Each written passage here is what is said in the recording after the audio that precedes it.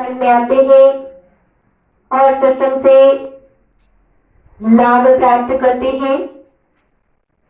तो आज हम सभी जो है यहाँ पर बैठ करके उस परम पिता परमात्मा की गुणानुवाद को हम श्रवण कर रहे हैं।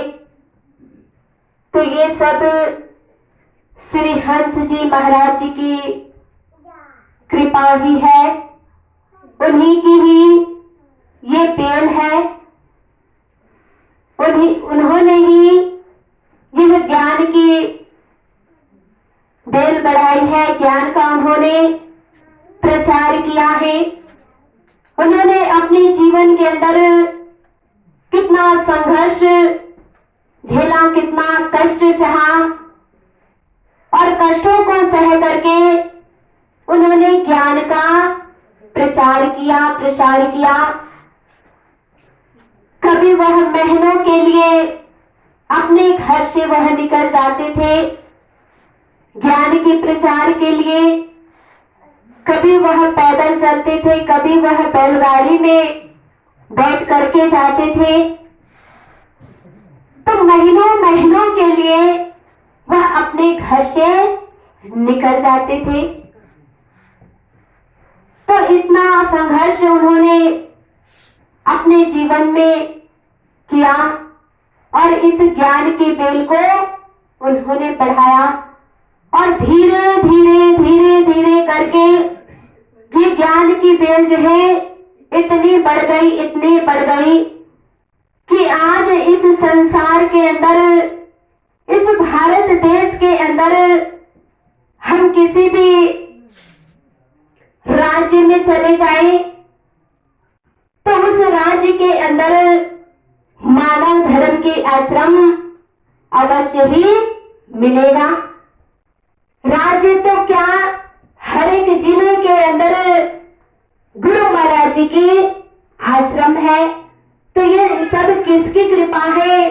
श्री हंस जी महाराज जी की ही कृपा है, उन्हीं की ही देन है जो आज हम उस परम पिता परमात्मा की महिमा को हम श्रवण कर रहे हैं। हमने अपने जीवन के अंदर उस सच्चा नाम को जाना है, हंस नाम को जाना है, जिस नाम की जो हंस जो है सदा सर्व व्यापक है, उस नाम का कभी भी अंत नहीं होता है।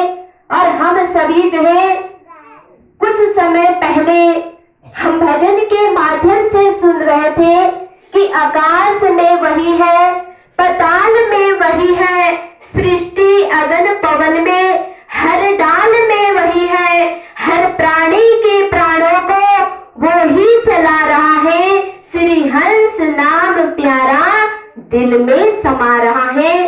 तो वास्तव में वह नाम रूपी हंस जो है हम सभी के घट में समाया हुआ है और जब तक वह हंस है, वह प्राण है, तभी तक हम इस संसार के अंदर है। अपने सारे जीवन के हम काम काजों को हम कर पा रहे हैं तो ये तभी तक संभव है जब तक इस शरीर के अंदर वह प्राण है, हंस है, नाम की शक्ति है, तभी तक ये शरीर जो है चल रहा है। तो उसी हंस को, उसी आत्मा को जगाने के लिए समय समय पर संत महान पुरुष आते हैं और उस आत्म शक्ति का वह ज्ञान कराते हैं, बोध कराते हैं। और हम सभी को सदगुरु महाराज जी की कृपा से, श्री हंस जी महाराज जी की दया से, कृपा से हम सभी को वह हंस नाम प्राप्त हुआ है, जिस नाम का कभी भी नाश नहीं होता है। और उसी नाम को जनाने के लिए समय समय पर संत आते हैं, महान पुरुष आते हैं। जैसे कि सतयुग के अंदर भगवान श्री विष्णु आए और उनके वास्तविक स्वरूप को केवल नारद जी ही पहचान पाए। त्रेता युग के अंदर भगवान श्री राम आए और जब वह सेतु बंध रामेश्वर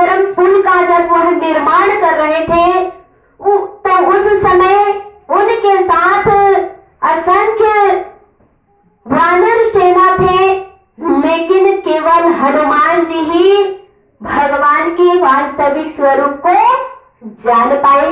तो वो तभी जान पाए जब भगवान ने उनके ऊपर दया की, कृपा किया।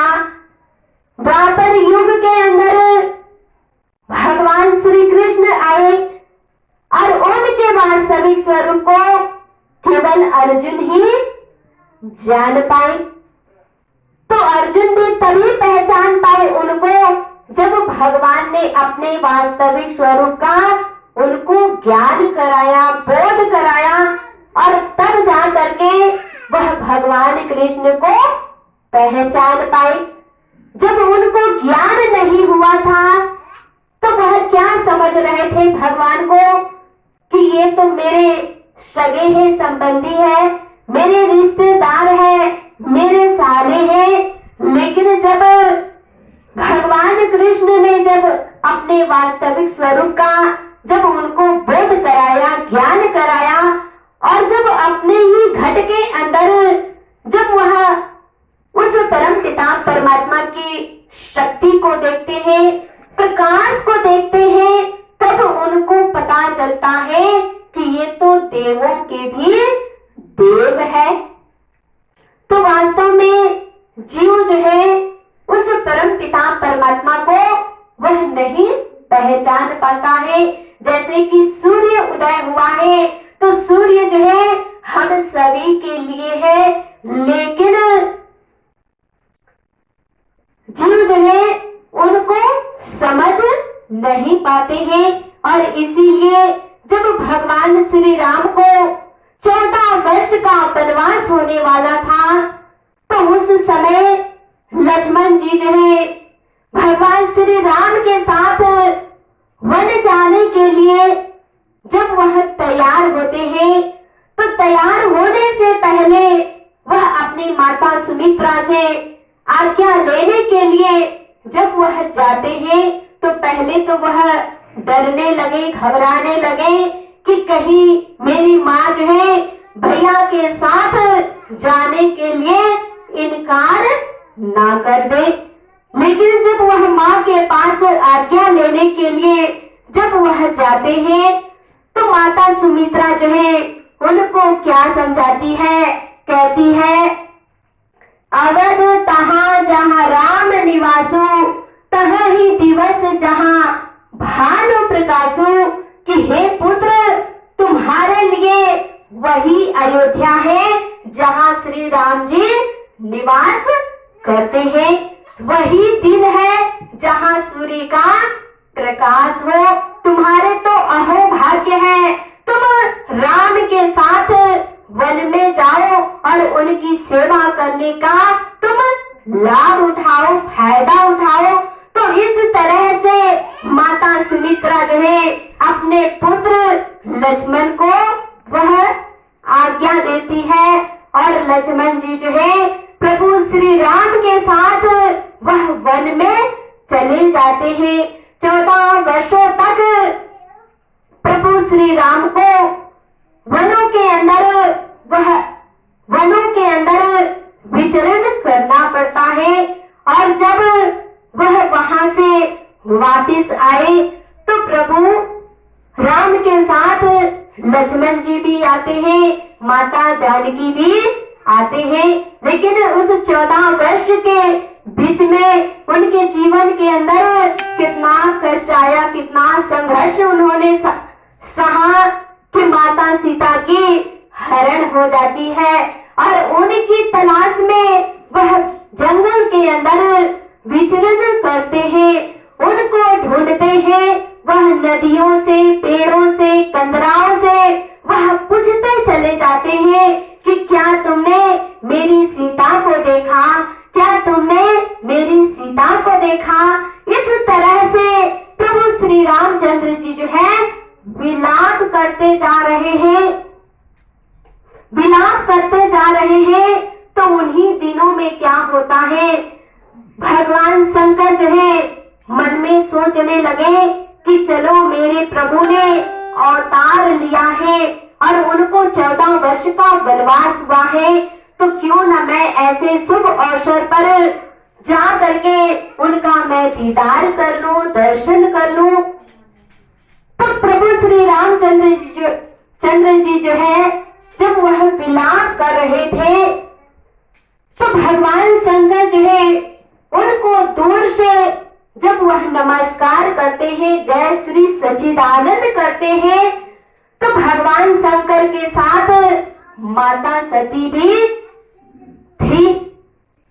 तो जब वह प्रभु श्री रामचंद्र जी को नमस्कार करते हैं तो माता सती जो है भ्रमित हो जाती है कि मेरे प्रभु तो त्रिकालदर्शी है, तीनों लोकों के ये स्वामी है, लेकिन ये एक नारी के